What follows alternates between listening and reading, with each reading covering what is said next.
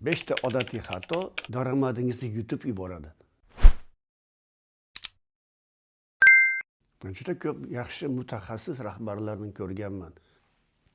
Texnik bilimi bor, tajribasi bor. O'zini ishida zo'r bo'ladi. Lekin boshqaruv yo'q.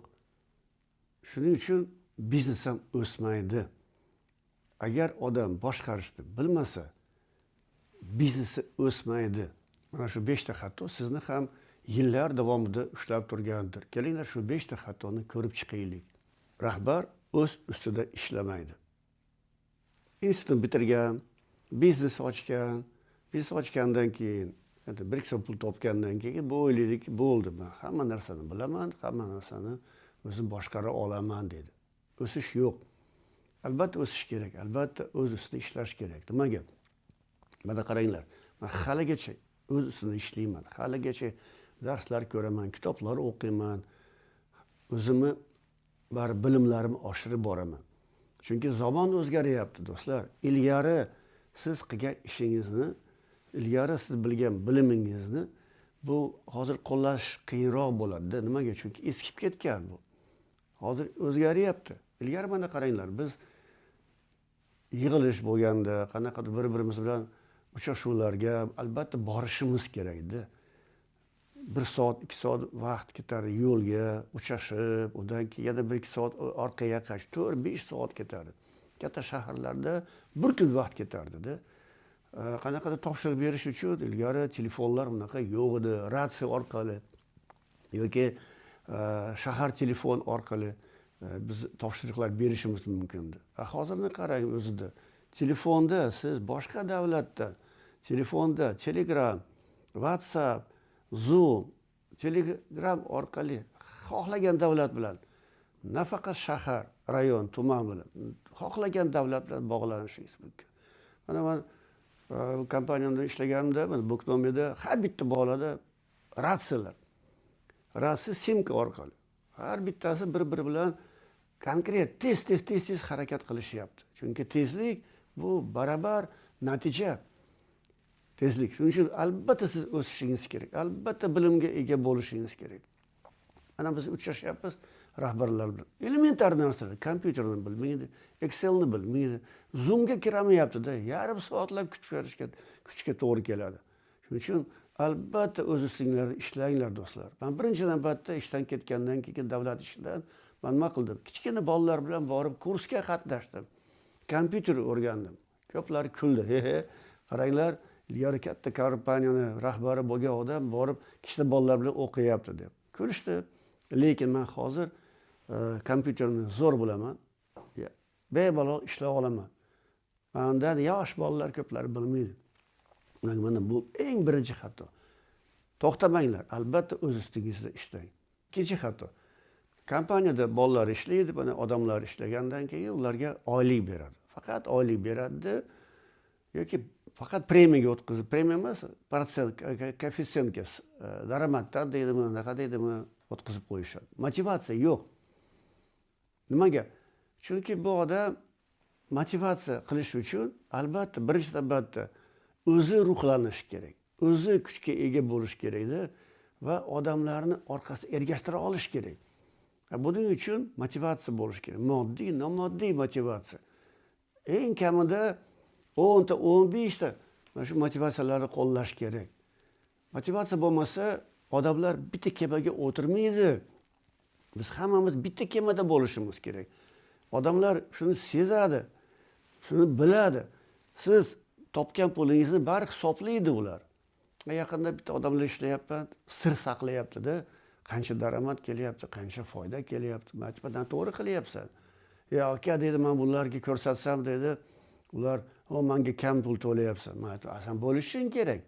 Masalan, sen topding 1 so'm, 10 tin, 15 tin ber bolalarga. Ular ham sezsin, mana men bitta kemada o'tiribman bu odam bilan deb. O'shanda bular ham intiladi, o'sadi, sen o'sasan, keyingi pog'onaga chiqasan, bularni ham o'qitgin, ularni ham o'rgatgin. Bo'pti, ketib qolishdan qo'rqasan. Ketib qolgandan keyin bu boshqa kompaniyaga boradi, O'zbekistonda xizmat qiladi-yu. Bu ham savob ishi.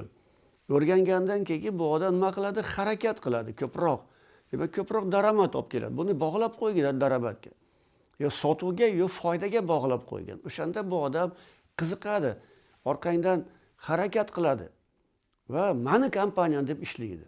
Uchinchi xatosi, ishlagandan keyin o'zlari ham mana shu hisobot olib bormaydi va hisobot talab qilmaydi.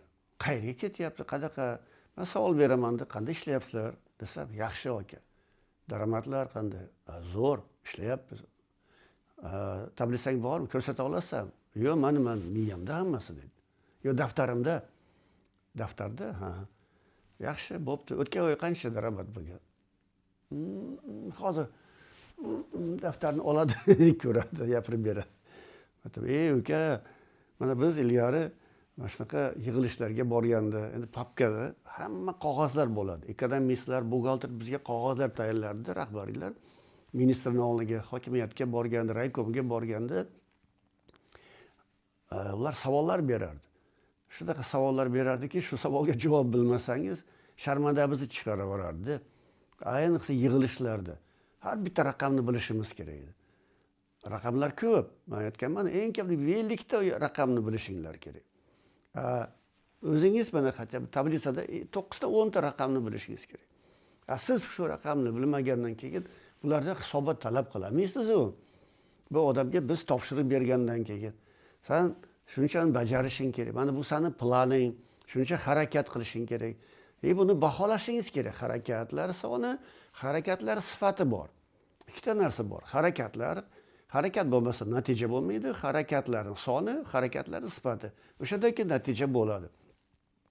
Mana shularni o'lchash kerak. Hisobot talab qilish kerak odamlardan. Siz pul to'layapsiz. Masalan, 4 million pul to'layapsiz-da odamga. 4 million oyning oxirida bu odam keladi-da, menga oyligimni bering deydi. Bermasangiz, ertaga sudga beradi. Sizning qarzingiz bo'ladi bu. Siz har kuni hisob-kitob qilishingiz kerak, lekin oyning oxirida pul berishingiz kerak. Har kuni hisob-kitob degani qanaqa? 25 kun ishlayapti bu odam. 200 ming so'mdan 180 ming so'm bo'lyapti har kuni. Siz masalan restoranga, stalovaga bordingizda, ovqat yedingiz. Aka, menga счет bering deysizmi? Ha. Mana osh, sho'rva, non, choy, mana shuncha bo'ladi deysiz. Yo'q, men buni yemaganman. Men buncha to'lamayman deb siz bilan bahslashasiz, to'g'rimi? Sizga счет bergandan keyin shu счетga qarab to'laysiz. Siz 180 ming so'm, 100 ming so'm pul to'layapsiz har kuni. Счет talab qilyapsizmi? Yo'q. Nimaga? Siz pulni nima, daraxtdan yig'ib olyapsizmi yoki oyog'ida supurib olyapsizmi pulni? Sizni topyapsiz, tavakkal qilyapsiz. Demak, siz har bir tiyinni berganingizni hisoboti bo'lish kerak. Nima uchun 180 ming siz beryapsiz? Qanaqa ish bajarish uchun? Ценный конечный продукт deydi. Yakuniy natija qanaqa? Nima uchun sizga 180 ming to'layapsiz? Hisobot bo'lish kerak. Ko'p rahbar shu hisobotni olib bormaydi. Yana bitta xatolardan biri KPI ni tushunmaydi. Ko'plari hozir moda bo'lib qolgan. KPI deydi. Biz 1993-yillarda biz o'sha KPI ni yo'lga qo'ygandik. Mana degan KPI, men oddiy so'z bilan tushuntirishga harakat qilaman. Bizda sex bo'lardi, ayollar faqat ishlardi. Zararli sexda kerosin bilan ishlaydigan, plujini pari, presizion, mikronlarga o'lchanadigan narsa. 50 ta ayol bilan bularning brigadiri bo'lardi, nachalnigi, shu odam ish olib borardi. KPI. Bu nima degani? Kimdir kech qoldi, kimdir ko'p ishladi, kimdir yaxshi ishladi, kimdir ko'p harakat qildi, ko'p mahsulot ishlab chiqardi. Shunga qarab har kuni baholab borardi. Oyning oxirida bahosi 5 bo'lsa 100% olardi. O'sha koeffitsiyentga qarab, agar bahosi pastroq bo'ladigan bo'lsa, koeffitsiyentga qarab kamroq pul to'lardi. Va odamlar ham norozi bo'lmas edi. Konkurs bo'lardi do'stlar. Konkurs asosida biz ishga olardik-da. Zararli sexga ayollar ishga kirish uchun konkurs oylab kutib olardi. Yo'da pora ham berishga harakat qilardi, "Meni ishga olinglar" deb. Nimaga? Tizim, ko'ryapsizlar? Adolatli hammasi, pul to'lashi, KPI bor ya. KPI ni bular biladi va ishlagan odam biladiki, shu yaxshi ishlasa ko'p pul oladi. Mana bu ham siz hisobot talab qilgandan keyin mana buni KPI ni ham motivatsiya bor. KPI ni ham yo'lga qo'ysangiz, tushuntirsangiz odamlarga bu oddiy narsa, odamlar tushunadi shu narsalarni.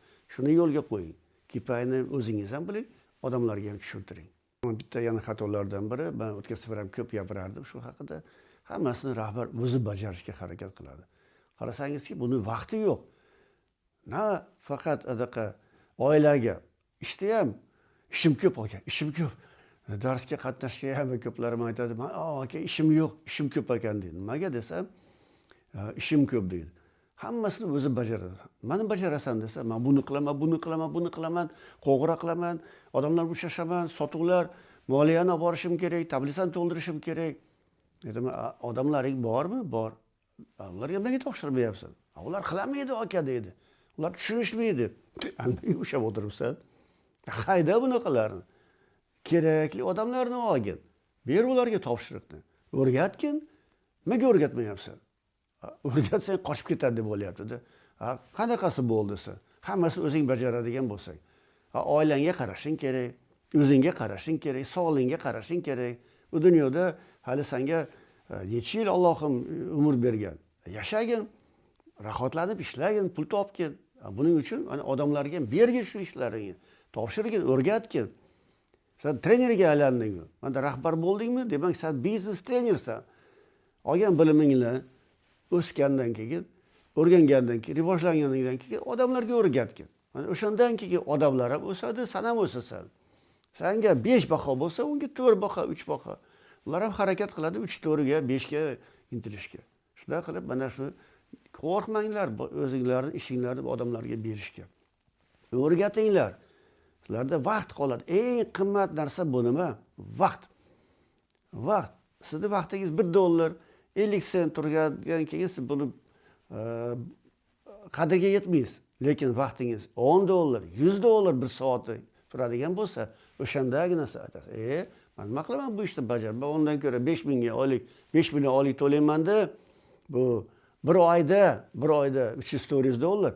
Lekin men bir oyda $1000-2000 pul topaman. Men ko'proq vaqtimni o'zimni rivojlanishimga, oilamga, o'zim uchun sayohatga ketkazaman deb odamlar to'g'ri fikrlaydi. Shuning uchun albatta ishini iloji boricha odamlaringlarga ko'proq topshiringlar, hammasini o'zinglar bajaraman deb harakat qilmanglar. Mana shu 5 ta xatoni to'xtating. O'shanda sizning biznesingiz o'sadi. Siz o'zingiz ham rivojlanasiz, biznesingiz o'sadi, tizimni yo'lga qo'yasiz. Tizim o'sadigan bo'lsa, demak biznes ham o'sib boradi. Agar sizda ham mana shu gapirgan 5 ta xatolarni siz o'zingiz ko'rayotgan bo'lsangiz, sezayotgan bo'lsangiz, bu signal sizga. Demak, albatta siz biz bilan bog'laning. Men sizga yordam beraman, maslahat beramiz. Bog'lanish uchun silkani bosing.